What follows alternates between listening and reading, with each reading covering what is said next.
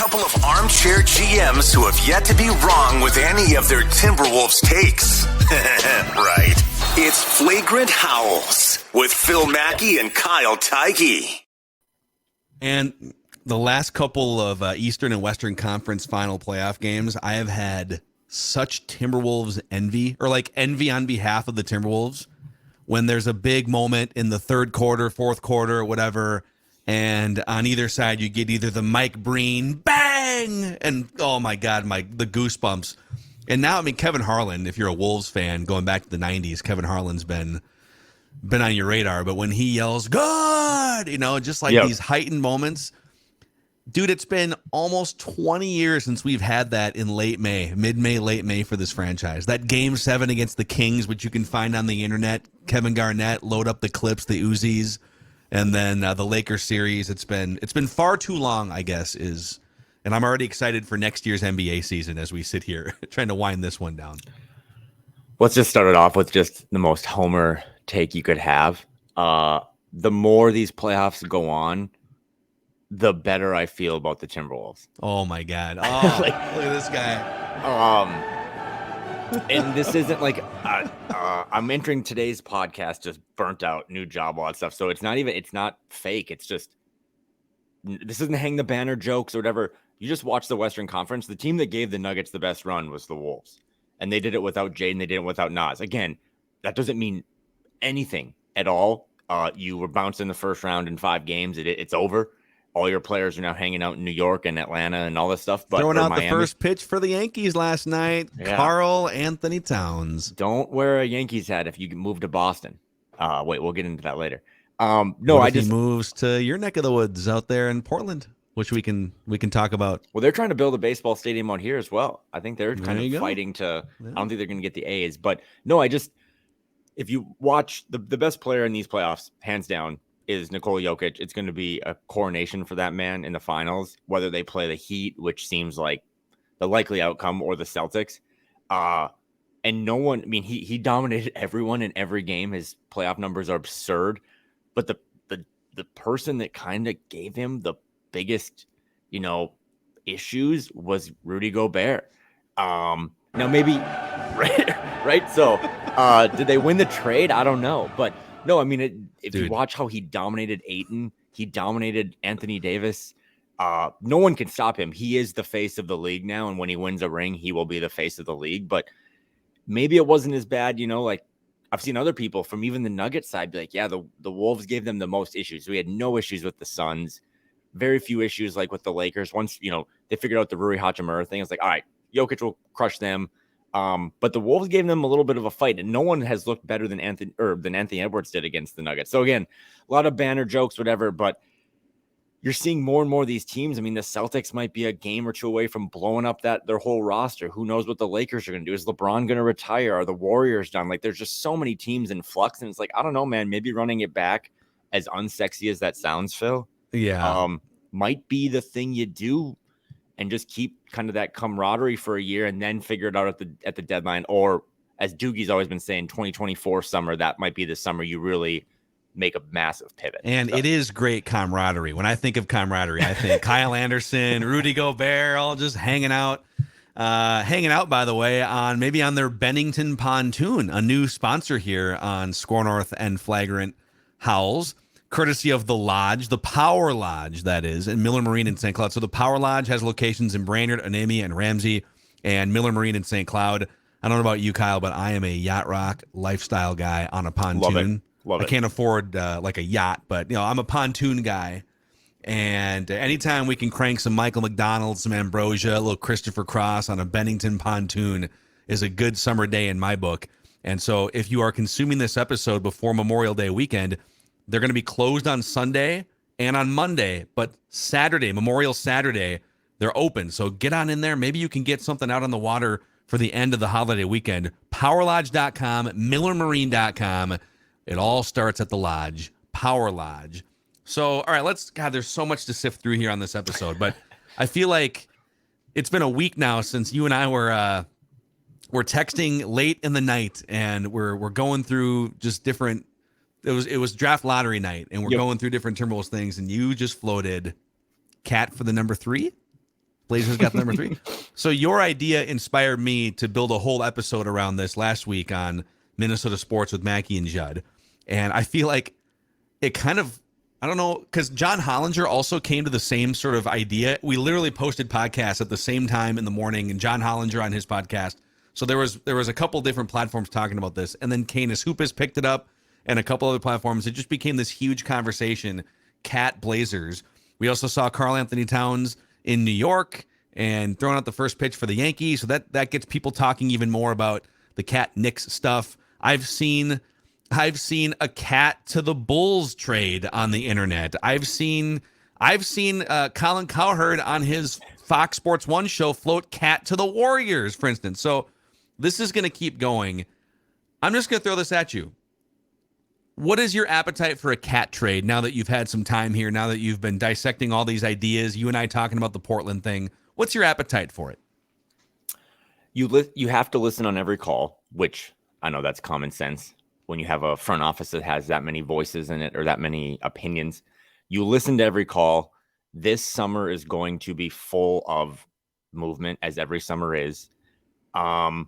But you listen to those calls because, again, I don't think, gun to my head, that we're going to see a big move this summer. I think they'll retool, again, focus on, same coach, same GM, same roster, and see if that's enough to push them over. And maybe they think the same thing I do, that so many teams in the West are aging out. I mean, really, truly, with Damian Lillard, Kawhi Leonard, Paul George, LeBron James, Stephen Curry, Draymond Green, the list goes on and on and on. It's like the West is getting old, while the East, I think, is a little younger and has some more time to grow.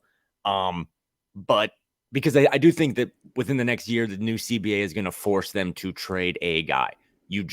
Bobby Marks from ESPN has been all over it. You can't really pay Carl, Rudy, Ant, and Jaden starting in 2024 and think that you can get any sort of bench. I mean, under those four, the way I understand it right now is you're not going to be able to go get those Kyle Andersons. You're going to have to kind of do what the Suns are doing, is have a really stripped down roster outside of your 3 or 4 guys. So I'm open to it, but I wouldn't make a panic trade yet. I know that we're still coming off a season that was very disappointing. And there's a lot of excuses either way to be super critical or super positive. I'm kind of in the middle. But I do keep coming back to watching these teams one by one fall apart, watching Chris Paul be unplayable, watching DeAndre Ayton have no interest in playing basketball. The Jordan Poole, Draymond, Steph thing is toxic. I mean, we're doing this on a Wednesday. There were some really cryptic, honestly, not even joke worthy, John Morant Instagram posts, whereas apparently the police did a welfare check on him because he had said bye. I don't know. So every team is honestly going through more issues than the Timberwolves are. So again, to your point about Carl, you look into all of them. That's why you have this front office with all these different people that you've accumulated from all these different front offices. But I don't think now is the time to do it. You just got to wait until you think the price is better, because a lot of people think Carl's value is some of those trades you said, the Chicago Bulls one. I'm not trading Carl for Alex Caruso and a pick. So the one I saw was Zach LaVine and Alex Caruso. I'm an Alex Caruso. I'm a huge Zach LaVine stan and understand that he doesn't play a lick of defense. Although last year there were some blips in his defensive metrics. I will say that. Only took him about a decade in the NBA. It was Alex Caruso and Zach LaVine for Karl-Anthony Towns and Taurean Prince. So you wouldn't be getting any picks, but it would just be matching money. You'd be swapping out. Let's say Taurean Prince and Alex Caruso kind of just cancel out as 29, 30-year-old role players. Taurean Prince has a better offensive game. Caruso is more of a point guard, right? Let's say they cancel out as just good role players. So you basically be swapping Cat for LaVine. Right. Which, again, why? I love LaVine, but I'd rather leverage Cat for Scoot Henderson for the number 3 overall pick or something, which we can talk about that too. Or I made that Boston joke last night. Shout out to Alex Rodriguez. I don't know what private jet or I don't know what pontoon he's riding around the country, but that's powerlodge.com. He was in Miami on a Sunday, and then he was in LA on a Monday, and now he's back in Miami. He's taken Ant, I guess, to these games in Miami, which I actually think is pretty cool. Soak in the atmosphere, Ant. Ant loves it. I seriously, again, jokes aside, I think that's awesome. I love that they're doing that. But after the game, you saw Ant talking to Jaylen Brown kind of in the tunnel, both Georgia guys. Who knows what Jaylen Brown's future is in Boston. Or where in the Twin Cities he decides to buy a home. It's tough. Minnetonka, the lakes, where you Jaylen Brown might be, of you, me, and Jaylen Brown, he might be the worst dribbler out of the three of us, but there's still a lot to like about Jaylen. And I've seen some people when I've tweeted about maybe going after him, like, we don't want Jaylen Brown, his value is diminished. Well, it's like the Karl stuff too. Everyone's diminished once you get into the playoffs and the spotlight's on you and they start to nitpick your flaws. I mean, Anthony Davis has been nitpicked. So it's just going to be interesting, but I don't know. I'm down. Keep sending me the Karl trade ideas. I like them. I think Karl is the guy that makes more sense to trade solely from like you're going to get more value for him. I don't know I'm not going to trade Rudy Gobert to the Mavericks for salary filler in the 10 pick. Like, that's not. And Tim Hardaway Jr. Like, I'm sorry. So, but I think that we're going to be doing this, Phil, for the next 3 months. Like, I really do think once we get through the draft and you start to get into free agency, the CBA compiled with just the player empowerment of every year now, it's almost like the transfer portal in college sports, where it's like, if James Harden is done in Philly, he's just going to go to Houston and enjoy strip clubs. And if he gets bored there for a year, then he's going to go play for a contender. It's just, you're going to see all these guys move around. And as they get older and they see that they don't have much time left to try to win a ring, it's going to be even more, compelled to try to trade these guys are going to start making $50-60 million. You can't trade those guys for salary. Zach LaVine, I just, because when that trade floated across, I knew that he's been signing big contracts, but Zach LaVine's under contract for like 3 more years with the Bulls. I think it's $48 or $50 million at the end of that contract. Dude, it's insane. And Cat and Gobert are getting closer to $60 million by the end of their Supermax contracts. So, okay, just on this Blazers one, because this is the one that, and I am with you. I'm not just going to panic trade Cat for the sake of it, because at worst, I think there's a lot of people that are painting the Timberwolves situation as way more dire than it is. It's not dire. It's just, It just didn't reach expectations. And there's a huge difference between, oh my God, we didn't reach expectations, let's panic and nuke it, or make a dumb trade, or trade someone for 25 cents on the dollar, now your team is worse, and just, okay, weathering and I guess soaking in the fact that, yeah, you didn't meet expectations, but you can still make a trade at the deadline. You could still make a trade next summer. So I'm not panic trading, but I want the offers. Give me your ideas. Send us your ideas in the Score North YouTube comment section. Yeah, we should, Mason and Ireland have been the longtime afternoon drive hosts on ESPN LA, just a great radio show. And one thing they've said for 20 years is entertain the premise. Yep. Entertain the premise. I think the way we frame it on Reckless Speculation for, Mackey and Judd is, it's a safe space, which you just said. So this is a safe space. We're not trying to drive Cat out of town, but it's a safe space for how do you make the Timberwolves better in the next 5 years. And so this, to me, like this Blazers trade that you and I just have made up out of thin air, by the way. There's credit to you, because I know the Hollinger thing came out, but this is one of those times again where I'm not a reporter, right? We always say we're not reporters, we're not journalists. We're more like influencers or media personalities. That really took off because of that dumb idea that you and I talked about that night of the lottery. So what were the details again? You get the assist. So this is the type of trade that would interest me more, because I think you should be looking at just the age windows of your key players. Anthony Edwards is going to be 22. Jaden McDaniels. I would like Naz Reid to come back. I don't know that he's on the level of like Anthony Edwards or what Jaden McDaniels can be, but if you can find guys who are a little closer to that age range, I'm not saying your whole roster should be 21-year-olds, but if you're going to swap Cat out, I don't know that it makes sense for it to be another 28 or 29-year-old. I'm open to that. Hey, if Jaylen Brown makes sense, like let's entertain the premise. But with this Blazers idea, so you'd send out Cat, 5 years of Cat, by the way, which if you're a team like the Blazers, how many avenues do the Blazers have to get third team all NBA caliber players outside of the draft and trade? Like, I'm sorry, like I love the Pacific Northwest and lived there for a couple of years.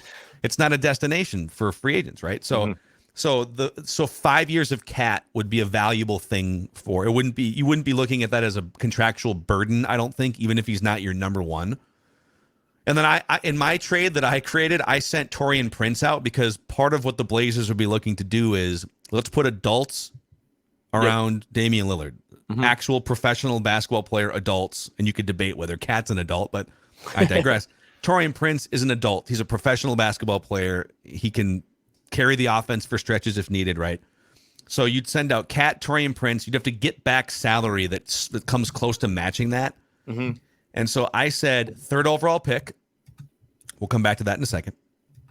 Anthony Simons, $24 million, 23-year-old dynamic offensive player. Defense is very suspect with Anthony Simons. But you get a guy that's a 20, 25 points a game. He's been a starter to this point. We could debate whether he should come off the bench. And then for salary filler, I included Nurkic's contract. He's just kind of a guy that you would probably spin to a third team. This is how a third team might get involved. And then go find another $5 or $6 million chunk like a Nasir Little or somebody as salary filler. So the deal would be Cat and Taurean Prince for the third pick, Anthony Simons, some contractual fillers that you could spin to a third team. I would fight also for a future first round pick, like I don't know, like a 2025 first round pick or something. And I would beg for Shaedon Sharpe, who's the 20-year-old kid, from Kentucky, who showed some flashes. He was like the 7th overall pick. But I think you have to start the conversation there, and then it would probably come back down. If Scoot Henderson were the third guy, like let's say Brandon Miller went to Charlotte, number 2. If it's Scoot Henderson, I'm even more interested in a trade like this because now you've got your backcourt for the next 5 to 8 years potentially in Scoot Henderson and Anthony Edwards. So that's when you brought that up via text, I was like, this excites me. These are players that fit the age window. These are now you've got dynamic scoring guards. You can keep Rudy around as the big man adult guy who, doesn't have to play next to another big. So I don't know. I'll shut up. What do you think? No, I think it's the middle of the Venn diagram of if and when you decide to pivot off of what this roster currently has, it's not going to be trading Ant or Jaden, mainly because they're just the youth aspect of it, and they're less expensive, even though they're going to get massive pay raises this summer. They're less expensive than what a Rudy is or a Karl is. But as we've also started to thread the needle and understand a little more and build off this foundation, you're not trading Karl or Rudy or anyone for just a boatload of picks that are 25, 27, 29, because we know the importance of Ant being in the playoffs and Ant being good now. There's still very cases to be made that like LeBron didn't win his first ring till he was 27, like MJ didn't win his first ring till he was 28, but that doesn't mean you're just going to punt on valuable years of Ant. So rather than getting a bunch of picks, getting a young player in this draft, like a Scoot Henderson, is kind of the middle ground of that, right? Like we're getting younger, we're cleaning up our books, but we're getting a guy that can play in October, like right away. We're not a guy 25, as great as it is for the Jazz and the Thunder and all these teams to have all these picks, like that's a long time from now if you don't spin him into an asset now. So I like that. I don't think, to your point about the Sharp stuff, he's kind of like their Levine when Levine was in Minnesota, like this uber athletic guy that like had the sky's the limit for him. I think he's probably untouchable. Would you rather have Sharp or Scoot Henderson? If they said, okay, you can have either the third pick or you can have Shaedon Sharpe. That's a really good question. I like Sharp. I saw him a couple times out here. When I went to that Wembanyama versus Scoot Henderson game last October in Vegas, that Scoot has just a competitive edge to him. I know he did 2 years in the G League, but he has a competitive edge to him that like I kind of love him as a prospect. D'Lo calls himself a killer. Scoot Henderson feels like an actual basketball killer. D'Lo calls himself a killer, but like Scoot Henderson's got blood on his hands type thing. Like he actually has committed the crime. So I think that'd be good. Now I know if there's like 6 Blazers fans listening to this, the one thing that's going to be awesome as we move from May to June and June to July, Blazers fans are like, because they moved up in the lottery, so they have this asset. I understand being a fan base like that, but they're like, why would we trade for this guy who makes 50, 60 million who doesn't play defense? It's like, well, you're building around a guy who makes 50, 60 million and doesn't play defense. So like, relax. But there are more teams right now that think that their assets or their hand is more like a lot of teams aren't going to get what they want, right? Like everyone's thinking, well, maybe Embiid will demand a trade if Harden leaves. Okay, well, one team will get Embiid and the other 28 won't get him. So like for the Blazers, if they do dangle this pick, like, I don't know, is OG Anunoby a better fit? Maybe. Like, is Jaylen Brown a better fit than a Karl-Anthony Towns? I don't think so. I don't know, man. I would rather just kind of have the Jeremy Grants of the world and re-sign those guys and Sharp and Lillard and maybe a rebounding 4 and then Karl. So someone's going to have to give is my point, because every fan base right now, I think there's a lot of fan bases that are saying what I'm saying, watching these playoffs that have been eliminated, like, actually, we're not in that bad of a spot. We just need one move here, one move there. Okay, but not everyone's going to get those moves. And some teams, like, hell, if you want to say number 3 for Karl, no team has a weirder ownership GM situation than like the Hornets. What if they're just like, screw it, we want to have a star next to LaMelo Ball. We don't know if he's going to sign. Like, would they do 2 and Rozier and other stuff for Karl? Wow, look at you right now. Oh I think their GM is Mitch Kupchak. So he'll make a deal. He said something recently in an interview about like wanting to get guys that can contribute now. So maybe he meant as a rookie. But again, there's going to have to be dominoes that fall. And when those dominoes fall, it's going to lead to other dominoes falling. And you look around the league and it's like James Harden, Trae Young, maybe a Jaylen Brown. Like, how many guys are available? And really, truly, take off your Timberwolves hat. How many of them are actually better than Karl? They're all going to make $50-60 million. Mm-hmm. And like you said, at least the player, some people are like, well, 5 years, $50 million each year. That sucks. You're not going to sign anyone. Also, people are so hung up. I made this mistake when I think Steph Curry was the first player to sign a contract that got to $50 million, right? Mm-hmm. But just for fun here, NBA salary cap by year, all right? Now, these are max slots. Mm-hmm. So, you can only, at any given time, you're only going to be able, but like the sticker price, think of it less as, oh my God, 60 million, and more as it's one of the 2.5 max contracts. You can have like 2 super max contracts and maybe like a rookie max contract, a post rookie contract max.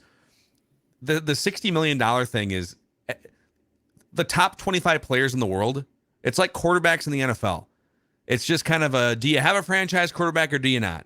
Do you have a max player or do you want to let him walk, right? I mean, the Wolves had to make this decision incorrectly, I might add, on Andrew Wiggins, for instance.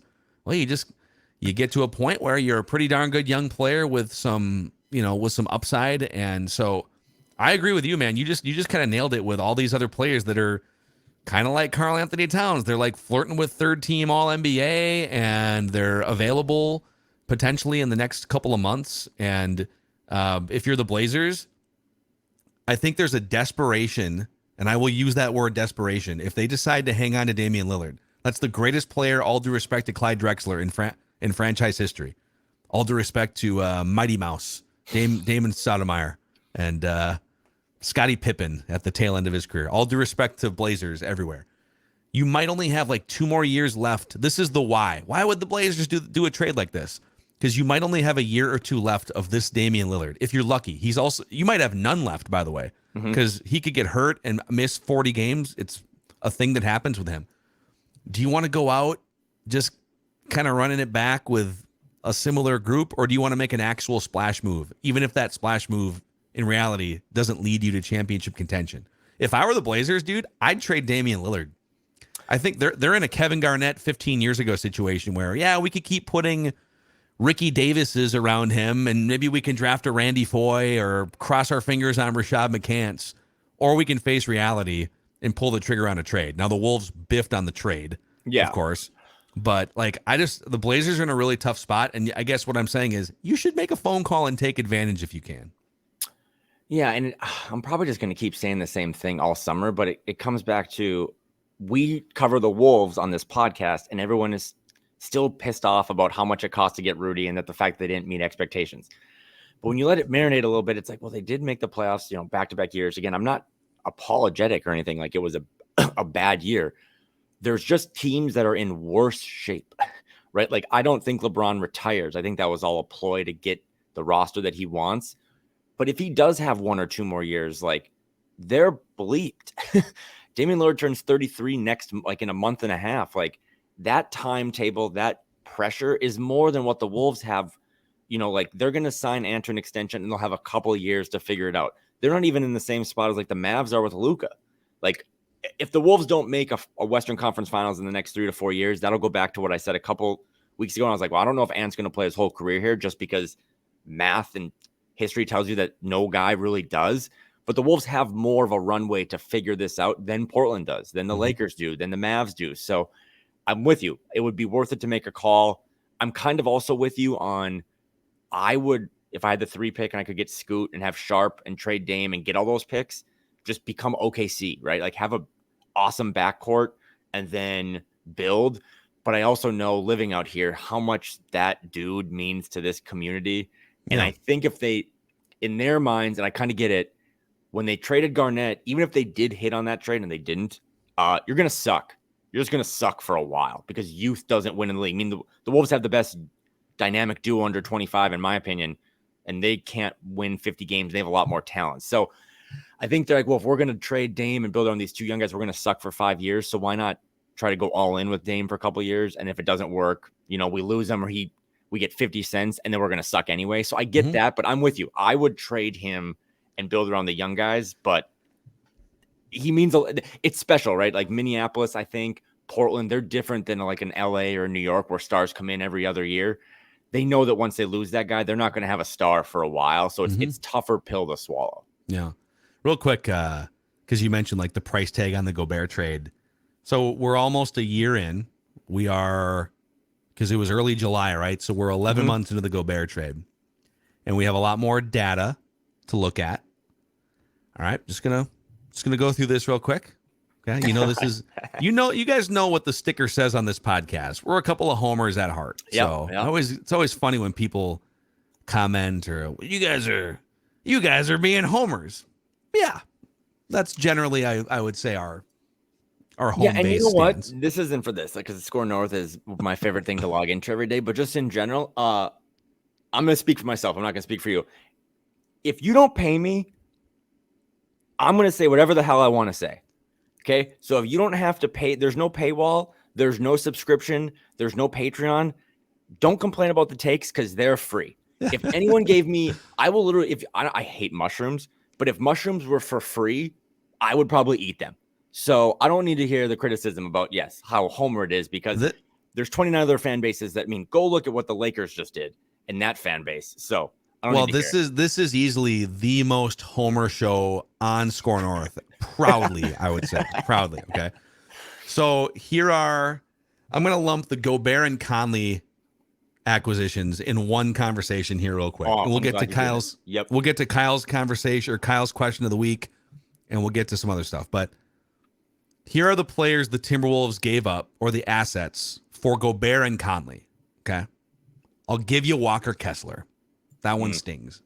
I think the fact that you can get a lot of the same skill sets that Gobert brings on a rookie scale contract, I think people are probably going a little overboard with Walker Kessler and what he can be. I mean, there's games where he gets played off the court too, but would I like to have Walker Kessler? Yes, I would. So that's a tough one, okay? Jared Vanderbilt. And I'm not trying to bully or dog on these guys, okay? Because I like Jared Vanderbilt. But that dude was played completely off the court in the playoffs. And this is where you aspire to be now. You're no longer looking to get to the playoffs. And we talked about this a year ago. There are certain players that help you get from, 28 or 32 wins to 45 wins. And it happened 25 years ago too. Some of the players that got the Timberwolves to the playoffs, they weren't going to be around anymore for various reasons when you go from, first round exit to where you really want to be. And Jared Vanderbilt, I think, probably is one of those guys. I mean, he did not play 1 minute in Game 4, season on the line against the Nuggets. They stashed him. Just put him off to the side. Malik Beasley played 1 minute in the entire Denver series, played 25 total minutes in the Warriors series the round before. So he played 26 minutes in the last 2 rounds of the playoffs. They just stashed him away. Malik Beasley is a regular season Tuesday night guy. Hey, we need you to go out there for 28 minutes, knock down some threes, and whatever. And then we'll see what happens. He's a regular season innings eater. Yep. Right? Like he's your number 5 starter. Yep. Totally. All right. Patrick Beverley. So he turns 35 years old in a month from now. He had a career low 3-point percentage, despite playing with LeBron and AD, by the way. You're not going to get more open looks in your life than playing with LeBron and AD. And he had a career low 3-point percentage and a career low player efficiency rating. I love Patrick Beverley. I would gladly take him back. But 35 years old, they kind of sold high on a guy that Mike Conley brings in a different trade later on. They didn't have Conley when they traded Beverley, but Mike Conley kind of brings Kyle Anderson kind of brings some of the leadership qualities that you leaned on Pat Beverly for. D'Angelo Russell. These are all the players that the Wolves got for Gobert and Mike Conley. I would say, based on how much money he makes, he takes up a max contract slot on your team, $30 million, right? Not a super max, but a max contract slot. I would say we just saw one of the biggest disaster performances in NBA playoff history by a max contract player. He averaged 6 points per game against the Nuggets. He was 2 for 15 from 3-point range. The Lakers contemplated benching him after like game 1 or 2, but then it kind of leaked out that they were worried about losing him. Oh my God, if we bench him, we're going to lose him. Then they actually do pull him from the starting lineup before game 4. He was a complete, unmitigated disaster in that Denver series. He had a couple good games in the Memphis series, but he basically got played off the court. And man, if you start to look at the performance from D'Lo after those comments, just completely unnecessary interview with The Athletic in the middle of your team's playoff run, in which you're going into business for yourself. You're talking about being a killer and needing to spread your wings and fly and how the Timberwolves held you back. I wouldn't be dumping on him so much the last 3 weeks, Kyle, if he hadn't gone into business for himself, dumping on the Timberwolves, being selfish and oblivious. It's like, dude, just put your head down and grind and figure out a way to stay in the game against Denver. And he couldn't even do that. Leandro Balmaro, 6 points this season. Au revoir. He scored 6 points this season. And then the draft picks, I get it. But like, yeah. If I had this in my notes at one point, like my notes app on my phone. But if you go look at everything in total from the Gobert trade, and then you also add in the D'Angelo Russell trade. Oh, and Nickeil Alexander-Walker came with too. And again, not that this is going to be sexy to most, maybe even myself, but like 3 second-round picks is not nothing. If you do remember, the trade deadline was only 3 months ago. There was this holdup on the day of the trade deadline or the day before, I think, where it was like the Lakers and Jazz have this idea of this trade, but they need Minnesota, and Minnesota's playing hardball for these picks. That's crazy to think about now that the Wolves probably got the two.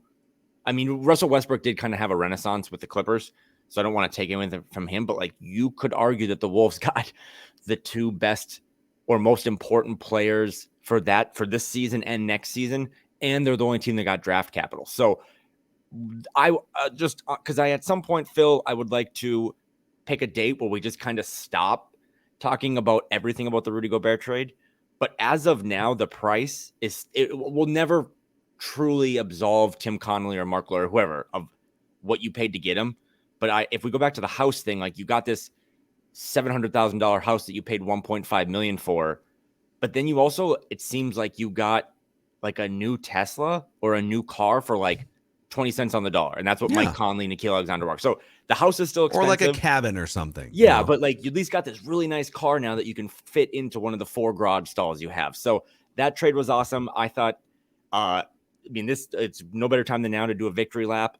I don't really like dumping on D'Angelo Russell, but it's also like you had 1 or 2 really good games and he helped them get, turn their season around to get to the playoffs. But he showed again, like, everything in that Laker-Nuggets series was really bad for him. I will wear a D'Angelo Russell jersey on this podcast if he signs with the Lakers. There's no way they bring him back, right? They bring him back. What's funny is like in that Athletic Q&A, he was clowning on the idea of being a third option, that I was like relegated to being a third option in Minnesota and had to defer while being a third option in LA. Like he's that's the crazy thing. He's dogging being a third option in the Q&A with the Timberwolves while being a third option with the Lakers. And then when they needed him to be the third option, he was nowhere to be found. It's one of the most it's one of the most like oblivious, lack of self-awareness things I've ever seen with a basketball player. The frustrating thing is that like I said before, he's better than people think he is, even if he had a really bad playoff series or run. He's just not as good as he thinks he is. And to say some of that stuff, I mean, you could make a real case that in Minnesota, he was like a third option because it's Carl, it's Ant, and then who else? I mean, I trust D'Lo more than probably Jaden in a lot of spots. But in LA, Austin Reeves is just better than him. like Austin Reeves at times was the best player on the court for the Lakers. So you're not even the third option there, and you couldn't even, hit just kind of open threes. It's just really bad. I mean, he is repped, as I've said before, by the same agent that Carl, Devin Booker are repped by.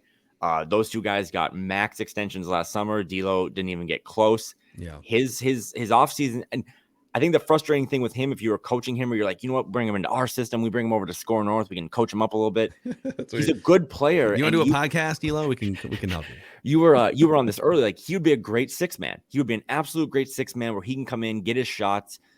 He's better in my opinion. He's more talented than a Jordan Clarkson.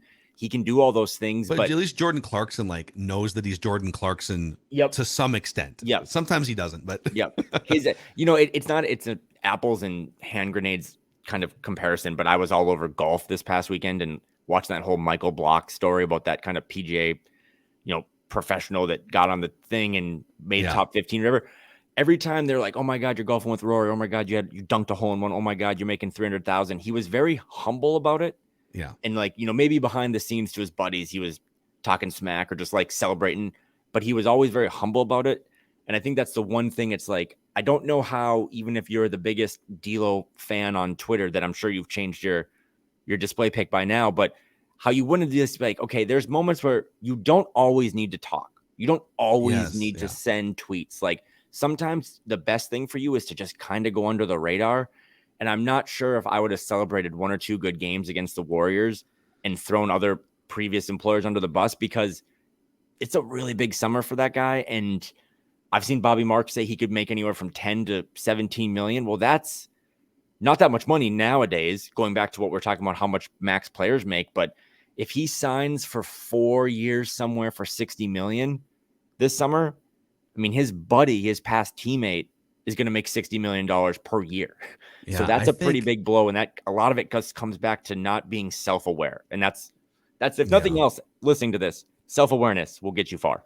Yeah. So I could babble on more, but I think my points about D'Angelo Russell have been taken at this point. Let's wrap this episode. And I feel like we have a lot of other stuff. We'll save some stuff for next week. I was just texting with our guy, Craig Kilborn, who may join the show next week as well. Love it. Super fan. So he told me, I think I can promote this. I'll just say he's got a very special Wolves related guest on his podcast next week. So I'll let him do the promotion for that. But wow, Cole Aldrich is getting back into the podcast game. That's awesome. No, not Cole Aldrich. Not quite. Although I had him on the old radio show back in the day, and he just didn't know that you couldn't swear on the radio. And it was a really good, casual, fun interview, but he just every other word just can't say that one, Cole, but thanks for joining. Well, I think we're finally now to the point on May 24th, 2023 that the Wolves aren't paying him. So that would be celebrated. I'd love to just ask, hey, when those checks were coming in and you weren't playing basketball, how great was that? Yeah. $20 million direct deposit, and you're just on the couch drinking beer. That's like a life. But anyway, yeah, Craig was great. And you and I saw him a lot during that playoff run. He loves talking about the team. So I'm excited to see who he's going to have. Yes. Okay, let's wrap the episode here with Kyle's question of the week on Flagrant Howls. Not prepared for this one today, but I've always been wondering to ask you, because you cover the Twins. Purple Daily is just a part of my morning routine on Vikings football. Obviously we'd cover the Wolves here. If you were put in charge of any of the main 4 Minnesota Pro men's sports teams, wow, which one do you think you'd have the best chance at winning a title?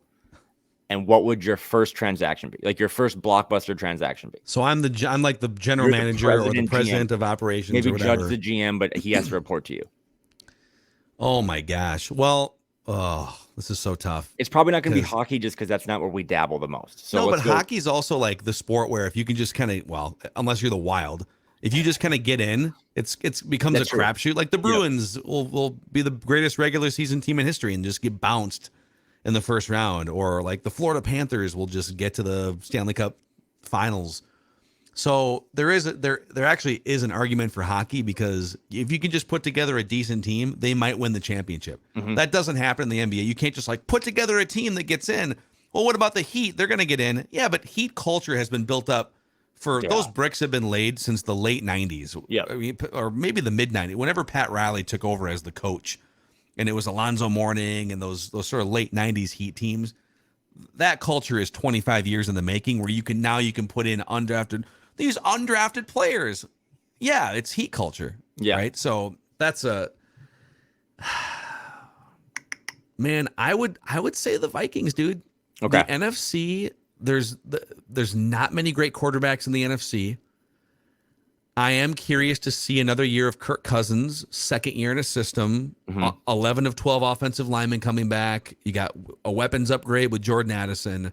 I don't think they're going to win the Super Bowl this year, but can you build something the next couple of years? And then if it's not Cousins, is the car built enough where you've got a bunch of good young defensive players? You got Justin Jefferson, TJ Hawkinson, franchise left and right tackle. Is there another driver of the car you could plug in and be kind of 49ers like with that? So I would say, well, I mean, like, I'm a Wolves homer, so I'd probably say the Timberwolves, and then I would just like get beat in the first round every year. But I think as far as who can win a championship, I don't think it happens this year, but the Vikings have some things going for them. So that's my answer. And this all stems from, my parents were in town this past weekend, and my dad who has hit 70, was like, I wonder if I will see a Minnesota sports on the men's side, a championship before I die. And who knows, my dad might outlive me at this rate. But it just kind of put a perspective onto which team is the closest, which team would I want to run. And also, as I watch these NBA playoffs again more and more, and you just see like the parity. I mean, I think we're entering an age now in the NBA of parity. I think we're going to see, more Nuggets, Heat type, medium-sized, small market championship finals. Football is, like you said, you're one injury away to a quarterback from that being wide open. Baseball, I don't know enough about. I really like the Ohtani rumors this week for the Twins. And then hockey, like you said, hockey probably has the largest variance of just like it just takes a hot goaltender. Yeah. But as we started this podcast this week, being very much homers, I had this epiphany with my dad that, you know what? I think the stars are going to align at some point, and one of those teams is just going to kind of maybe even fall forwards, right? But I'm guaranteeing a Minnesota men's sports title by 2033. Oh, wow. Okay. So you're guaranteeing it in the next 10 years. There it is. And if it is the Timberwolves, we got you covered here on Flagrant House. If the Timberwolves win a title in the next 10 years, I will just quit my job. I'll just quit my main job, and I'll go unemployed. Well, you'll be the ultimate influencer at that point. I'll be drinking so much on a Tuesday that it'll be unhealthy and unconscious.